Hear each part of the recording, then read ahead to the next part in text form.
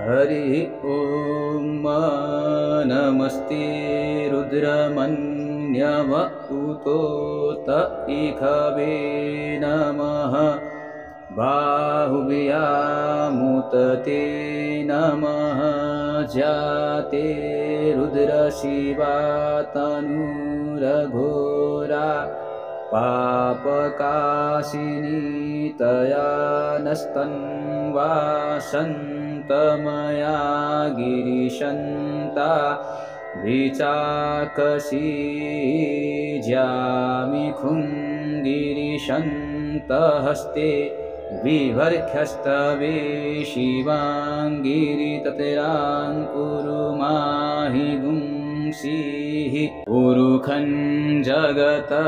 शिवेन वचसा त्वा गिरिशाच्छा वदामसि यथा नः सर्वमिज्जगदयक्ष्मगुं सुमना असत अद्यवोचदधिवक्ता प्रथमो दैव्यो भिखक अहिंस सर्वाञ्जं भयं सर्वाश्च जातु धान्यो दराचिः पराशुभ असौजस्ताम्रो अरुण उत बभ्रुषुमङ्गलः जे चैनगुं रुद्रा अभितो दिक्षु श्रिताः सहस्रशो वैखागुंहेड इमहे असौज्यो वसर्पति नीलग्रीवो विलोहितः उतैनं गोपा अदृशन्नदृशन्नुदहार्यः सदृष्टो मृडयातिनः नमोऽस्तु नीलग्रीवाय सहस्राक्षाय मीरुखे अथोऽस्य सत्वानो हन्तेभ्यो करन्नमः प्रमुञ्चदन्वनस्त्वमुभयोराग्न्योर्ज्यां ज्यासते हस्तैखवः पराता भगवोऽप विजयन्धनुः कपर्दिनो विशल्यो बाणवा उत अनेसन्नस्य ज्या इखव आभूरस्य निखङ्गधीः ज्याते हेतिरिमि दुष्टमहस्ते बभूवते धनुः तयास्मान् विश्वतस्त्वमयक्ष्मया परिभुज परिते धन्वनो हेतिरस्मान् वृणत्तु विश्वतः अथोज्य इकुदिस्तवारे अस्मन्निधेहि तम् अवततीय धनुष्ट्वगुं सहस्राक्षसते क्षुधे निसीर्ज्य शल्यानां मुखा शिवो नः सुमना भव नमस्त आयुधायानातताय धृष्णवे उभाभ्यामुतते नमो बाहुभ्यान्तव धन्वने मानो महान्तमुतमानो अर्भकं मान उक्ष्यन्तमुतमान उक्षितं मानो बधी पितरं मोतमातरं मानः प्रियास्तन्नो रुद्ररीरिखः मानस्तोकेतनये मान आयुखि मानो गोकुमानो स्वेखुरीरिखः मानो वीरान्ग्रभामिनो बधिर्हविक्मन्तः शदमित्वा हवामहे नमो हिरण्यबाहवे सेनान्ये दिशांशपतये नमो नमो वृक्षेभ्यो हरिकेशेभ्यः पशूनां पतये नमो नमः सक्पिञ्जराय त्विखीमते पथीनां पतये नमो नमो हरिकेशायोपवीतिने पुष्टानां पतये नमो नमो बभूषाय व्याधिने नानां पतये नमो नमो भवस्य हेत्यै जगतां पतये नमो नमो रुद्राय तताइने क्षेत्राणां पतये नमो नमः भूताय हन्त्रे वनानां पतये नमो नमो रोहिताय स्थपतये वृक्षाणां पतये नमो नमो भुवन्तये वारिवस्कृतायौखधीनां पतये नमो नमो मन्त्रिणे वाणिजाय कक्षाणां पतये नमो नम उच्चैर्घोषायाक्रन्दयते पतीनां पतये नमो नमः कृष्णाय तया धावते सत्त्वानां पतये नमो नमः सहमानाय निव्याधिन आव्याधिनीनां पतये नमो नमो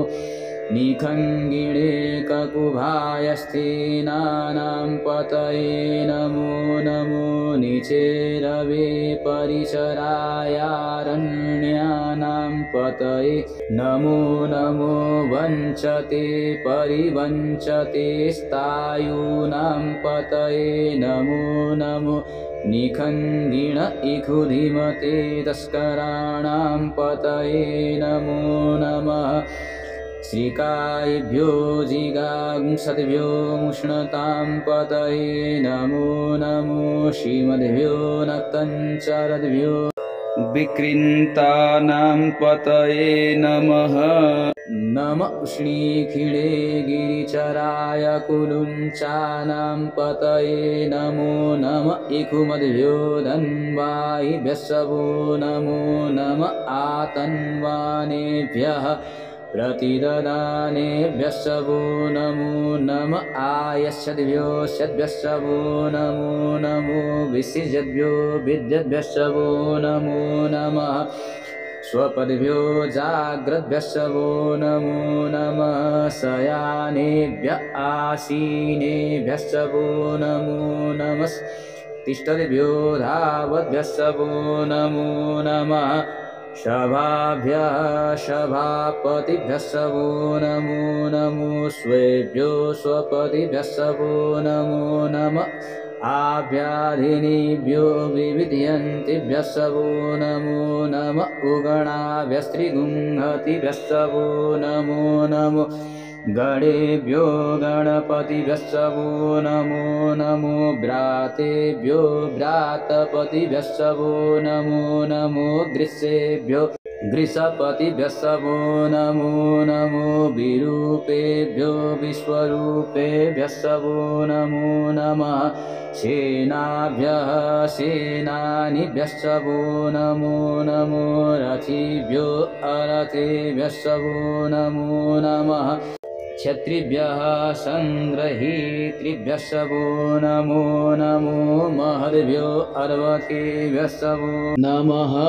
नमस्तक्षेभ्यो रथकारेभ्यस्सवो नमो नमः कुलालेभ्यः कर्मारेभ्यस्सवो नमो नमो निखादेभ्यः पुञ्जिष्टेभ्यस्सवो नमो नमः स्वनिभ्यो मृगयुभ्यस्सवो नमो नमः त्वभ्यः स्वपतिभ्यस्सवो नमो नमो भवाय च रुद्राय च नमः सर्वाय च पशुपतये च नमो नीलग्रीवाय च शितिकण्ठाय च नमः कपर्दिने च विप्तकेशाय च नमः सहस्राक्षाय च शतधन्वने च नमो गिरिशयाय च शिपिविष्टाय च नमो मेधुष्टमाय चेखुमते च नमो रस्वाय च वामनाय च नमो बृहते च वरेखीयसे च च नमो वृद्धाय च शवृद्धे च नमो ग्र्याय च प्रथमाय च नम आशवे च जीराय च नमः शीघ्र्याय च शिव्याय च नम ऊर्म्याय च वस्वन्याय च नमो नादेयाय च द्विप्याय च नमो ज्येष्ठाय च कनिष्ठाय च नमः पूर्वजाय च परजाय च नमो मध्यमाय च पगल्भाय च नमो जगन्याय च बुधिन्याय च नमः शोभ्याय च प्रतिसर्ज्याय च नमो ज्याम्याय च क्षेम्याय च नमः श्लोक्याय च वसन्याय च नम ऊर्वर्ज्याय च खल्याय च नमो वन्याय च कक्ष्याय च नमः श्रवाय च प्रतिश्रवाय च नम आशुखेणाय च शूरथाय च नमः शूराय च भवेदिने च नमो बिल्विने च कवचिने च नमो वर्मिणे च वरुथिने च नमः श्रुताय च श्रुतसेनाय च नमो दुन्दुभियाय च हनन्याय च नमो विष्णवे च प्रमृषाय च नमो निखङ्गिणे चेखुधिमते च नमस्तिक्षिणे खवे चायुधिने च नमः स्वायुधाय सुधन्वने च नमः श्रुत्याय च पथ्याय च नमः काट्याय च नीप्याय च नमः कुल्याय च शर्ष्याय च नमो नादेयाय च वैशन्त्याय च नमः कूप्याय च वट्याय च नमो विधिर्याय च तप्याय च नमो मेघ्याय च विद्युत्याय च नमो वर्ख्याय च नमो वात्याय च रेख्म्याय च नमो वास्तव्याय च वास्तुपाय च नमः सोमाय च रुद्राय च नमस्ताम्राय च अरुणाय च नमः संगवे च पशुपतये च नम उग्राय च भीमाय च नमो ग्रीवधाय च दूरेवधाय च नमो अन्त्रेय च हनीयसे च नमो वृक्षेभ्यो हरिकेशेभ्यो नमस्ताराय नमः संभवाय च मयोभवाय च नमः शङ्कराय च महेश्वराय च नमः शिवाय च शिवतराय च पार्ज्याय च वार्ज्याय च नमः प्रतरणाय चोत्तरणाय च नमस्तीर्थ्याय च कुल्याय च नमः सख्याय च फेन्याय च नमः शिकत्याय च प्रभाज्याय च नमः किगुंशिलाय च क्षेणाय च नमः कपर्दिने च पुलस्तये च नम ईर्ण्याय च प्रपथ्याय च नमो वर्ज्याय च गोष्ठ्याय च नमस्तल्प्याय च गेज्याय च नमो हृदज्याय च निविक्याय च नमः काट्याय च गौवरेष्ट्याय च नमः शुष्क्याय च हरित्याय च नमः पांसव्याय च रजस्याय च नमो लोप्याय चोलप्याय च नमः ऊर्वर्ज्याय च शूर्व्याय च नमः पर्णाय च पर्णशदाय च नमः उद्गुरमाणाय च विघ्नते च नमः आखिदते च प्रखिदते च नमः इहुकृद्भ्यो धनुष्कृभ्यश्वो नमो नमो वः किरीकेभ्यो देवानागुंहृदयेभ्यो नमो विचिन्वतकेभ्यो नमो विषिणतकेभ्यो नमः आनिरेहतेभ्यः द्रापे अन्धसस्पते दरिद्रनीललोहित आसां प्रजानां मेघां पशूनां माभेर्मारोन्मोचनः किञ्चनाममत इमा रुद्राय तव से कपर्दिने क्षयत्वीराय प्रभरामये मतिः यथा समसद्विपदे चतुष्पदे विश्वं ग्रामे अस्मिन्ननातुरम् जाते रुद्रशिवा तनुः शिवा विश्वाः भेखजी शिवा ऋतस्य भेखजी तया नो मृडजीवसे परिनो रुद्रस्य त्रिविणक्तु परित्वे खस्य दुर्मतिरगायोः अवस्थिरा मगवद्भ्यस्तनुख्वमी दुष्टो कायतनयाय मृड मी दुष्टशिवतमशिवो न सुमना भव परमे वृक्ष आयुधन्निधाय कृतिं वसान आचर पिनाकं बिभ्रदागहि विकीर्द्रविलोहितनमस्ते अस्तु भगवः ज्यास्ते सहस्रगुं हेतयोन्यमस्मन्निव पन्तु ताः सहस्राणि सहस्रशो बाहोस्तव हेतयः तासामीशानो भगवः पराचीना मुखाकृधि असंख्याता सहस्राणि जे रुद्रा अधिभूम्यां तेखागुं सहस्रयोजने वदन्मानि तन्मसि अस्मिन् महत्यर्णवन्तरिक्षे भवा अधि तेखागुं सहस्रयोजने वदन्मानि तन्मसि नीलग्रीवाशितिकण्ठादिवकुं रुद्रा उपसिता तेखागुं सहस्रयोजने वदन्मानि तन्मसि नीलग्रीवाशितिकण्ठाः सर्वा अदक्षमाचरा तेखागुं सहस्रयोजने वदन्मानि तन्मसि जे वृक्षे कुशकपिञ्जरा नीलग्रीवा विलोहिता तेखागुं सहस्रयोजने वदन्मानि तन्मसि जे भूतानामधिपतयो विशिखास कपर्दिनः तेखागुं सहस्रयोजने वदन्मानि तन्मसि जे पथां पतिरक्ष ऐलवृता आयुर्जुदः तेखागुं सहस्रयोजने वदन्मानि तन्मसि जे तीर्थानि प्रचरन्ति श्रिकाहस्तानि खङ्गिणः तेखागुं सहस्रयोजने वदन्मानि तन्मसि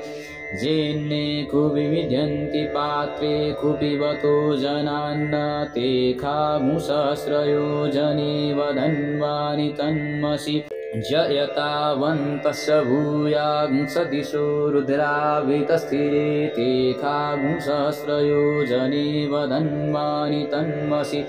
नमोऽस्तु रुद्रेभ्यो जे दिवि जेखाम्बरेखमिकवा तेभ्यो दश प्राचीर्दश दक्षिणा दश प्रतीचीर्दशोदीचीर्दशोर्ध्वाः